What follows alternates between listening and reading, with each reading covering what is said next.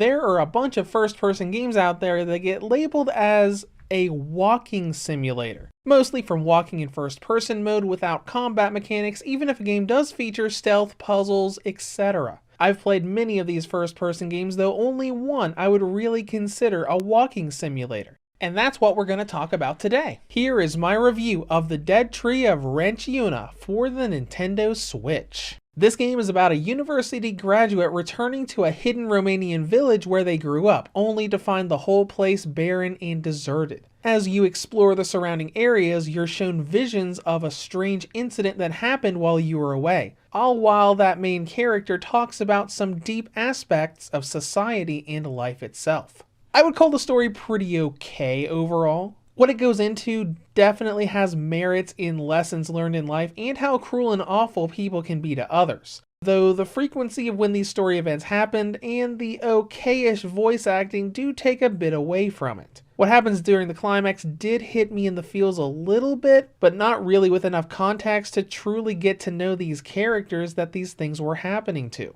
When it comes to gameplay, this is a 3D adventure game, or a walking simulator, I guess. You're going to be walking around 3D areas, watching story scenes happen, and solving the occasional puzzle. Now, main progression here is pretty simple. You're on a linear route for the entire game as you circle around the village and learn about the incident that happened to people you used to know. But you're pretty much always walking forward with a clear path on where to go to next. It's pretty difficult to get lost.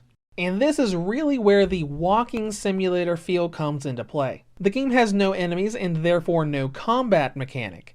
You do have some really light puzzles you can interact with, but this boils down to just grabbing a crank for a bridge in one area and doing some simple switch puzzles to open doors a few times across the game. All in all though, it feels like you are just along for a ride. The game even has an auto walk and run mechanic that you can toggle, so all you really have to do is move the camera as the character walks themselves.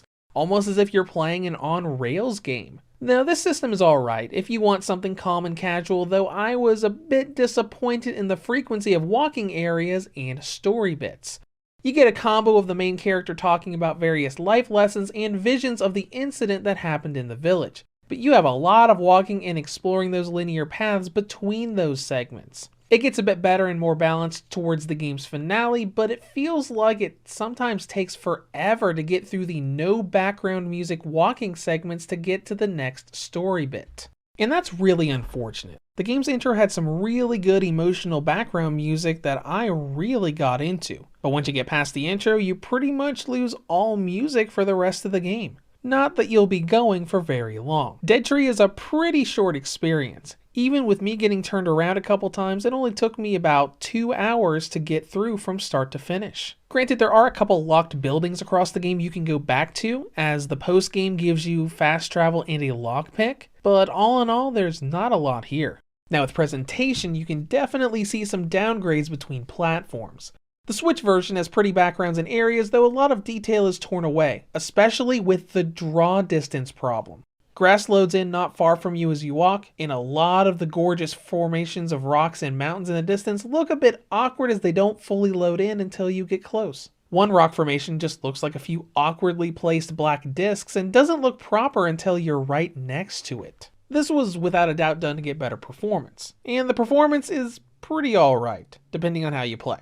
In docked mode, the game stays at 30 FPS in most segments, though if you walk during a story dialogue, you will drop frames quite a bit. In handheld mode though, it's like those dropped frame segments except all the time. Moving the camera especially looks really choppy in handheld mode. Now let's go into battery life. On the original model, we get a range of 2 hours and 4 up to 3 hours and 2. The Nintendo Switch Lite gets a range of 2 hours and 17 up to 3 hours and 20. The Redboxer V2 2019 model gets a range of 4 hours and 22 up to 5 hours and 34. And the OLED model gets a battery range of 4 hours and 39 up to 6 hours and 16. In conclusion, Dead Tree comes to the Switch as a decent walking sim. There are good messages in the story it tells, but performance and visual issues with the okay-ish voice acting, long periods of virtually no sound or story going on, and an extremely short runtime make this something more for fans of the developer that wish to support him. It's not a bad game, but it's not a great game either. Reviews to Go rates The Dead Tree for the Nintendo Switch a 6 out of 10. If you have any comments or questions, feel free to leave them below. Thank you for watching, and have a great day.